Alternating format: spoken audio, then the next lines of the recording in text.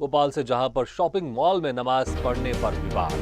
विश्व हिंदू परिषद ने जताया विरोध, मॉल में किया विजय मंत्र का जाप। विश्व हिंदू परिषद ने किया राम भजन कीर्तन। व्यवसायिक जगह पर सुंदरकांड करने की दी चेतावनी। इस वक्त की बड़ी खबर आपको बता रहे हैं। बड़ी खबर आपको बता रहे हैं, जहां पर भोपाल के एक मॉल में नमाज पढ़ने पर अब विवाद हो गया है। शॉपिंग मॉल में नमाज पढ़ने पर विवाद, विश्व हिंदू परिषद ने जताया विरोध, मॉल में किया विजय मंत्र का जाप। विश्व हिंदू परिषद ने किया राम भजन कीर्तन।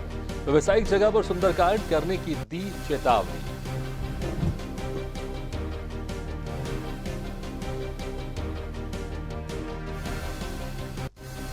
खबर आपको बता रहे हैं, जहां पर विश्व हिंदू परिषद ने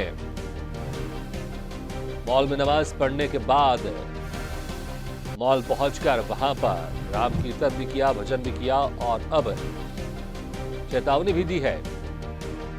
इस वक्त की बड़ी खबर आपको बता रहे हैं। सुंदरकांड करने की भी बात कही है विश्व हिंदू परिषद ने। तो ये खबर आपको बता रहे हैं भोपाल से, जहां पर एक मॉल में नमाज पढ़ने के बाद अब विवाद गहराता जा रहा है। शॉपिंग मॉल में नमाज पढ़ने पर विवाद हो गया है। विश्व हिंदू परिषद ने जताया विरोध, मॉल में किया विजय मंत्र का जाप। विश्व हिंदू परिषद ने किया राम भजन कीर्तन। व्यवसायिक जगह पर सुंदरकांड करने की दी चेतावनी।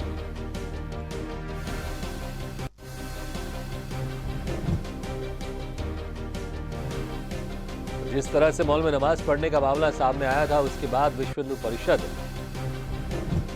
मॉल पहुंचा और वहां पर उसने राम भजन कीर्तन किया और अब सुंदरकांड करने की भी बात कही है विश्व हिंदू परिषद ने। इस खबर पर ज्यादा जानकारी के लिए बात करते हैं भोपाल से संवाददाता हेम सिंह राठौर से। हेम, जिस तरह से मॉल में पहले नमाज पढ़ने का मामला सामने आया, उसके बाद फिर विश्व हिंदू परिषद खुद पहुंचा मॉल और वहां पर उसने भजन कीर्तन किया और अब चेतावनी भी दी है कि अगर इस मामले में कार्रवाई नहीं की गई तो विश्व हिंदू परिषद मॉल में सुंदरकांड भी करेगा। बता दें कि देखिए, पूरा मामला महाराणा प्रताप नगर के जाने माने शॉपिंग मॉल का है, जहां कल परसों का मामला जो बताया जा रहा है, शुक्रवार को जुमे की नमाज के उस दौरान वहां के कर्मचारियों ने बेसमेंट में नमाज अदा की, जिसको लेकर किसी ने बजरंग दल और विश्व हिंदू परिषद जो हिंदू संगठन है उन्हें सूचना दी गई। और उसके बाद जब वहां पर 20 से 25 कार्यकर्ता आए, उन्होंने काफी देर तक हंगामा किया और उसके बाद वहां पर विजय मंत्र का जाप किया, भजन कीर्तन किया। तो ये पूरा मामला एक तरह से मामला बड़ा नहीं है, लेकिन देखा जाए तो इस तरीके से विरोध हुआ है, उसको लेकर वहां पर पुलिस प्रशासन अलर्ट हुआ और एसपी के आने के बाद मामला तुरंत शांत कराया गया। जी हेम सिंह, इसको लेकर कुछ तो गाइडलाइन जरूर है कि अगर आप सार्वजनिक जगह में किस तरह से आपको पूजा पाठ करना है, खासकर मॉल जैसी जगह जहां पर लोग शॉपिंग के लिए जाते हैं और तमाम एंटरटेनमेंट चीज़ों के लिए जाते हैं, फिल्में देखने जाते हैं, वहाँ पर अगर इस तरह से गतिविधि होती है तो ये ध्यान रखना चाहिए। मुझे ऐसा लगता है कि वहाँ पर चाहे शॉपिंग मॉल वालों को या फिर वहाँ पर कर्मचारियों को, कि जो उनकी व्यक्तिगत चीज़ें हैं उसको उस जगह अपना संपन्न करें, क्योंकि नमाज़ पढ़ने से किसी को कोई आपत्ति नहीं है और हर कोई नमाज़ पढ़ सकता है, इसमें कोई शक नहीं है। लेकिन ये ध्यान रखा जाए कि सार्वजनिक जगह पर कोई भी ऐसी गतिविधि ना हो जहां पर इस तरह से विवाद खड़ा हो जाए। और वहीं दूसरी तरफ दूसरे पक्ष को भी ध्यान रखना चाहिए कि अगर किसी तरह की चीज़ें हुई हैं, अगर मुस्लिम समाज की तरफ से अगर जुमे के दिन नमाज पढ़ी गई है, तो उसको इस तरह से तूल ना देकर उस मामले को कैसे बातचीत से सुलझाया जा सकता है, इसका ध्यान रखा जाए। क्योंकि अगर सद्भावना बनी रहेगी तो चीज़ों का समस्या का समाधान होता है, लेकिन अगर सब दोनों पक्ष आमने सामने खड़े रहेंगे तो इससे समस्या और बढ़ जाएगी और कहीं ना कहीं किसी तरह से समस्या किसी दूसरा एंगल भी ले सकती है।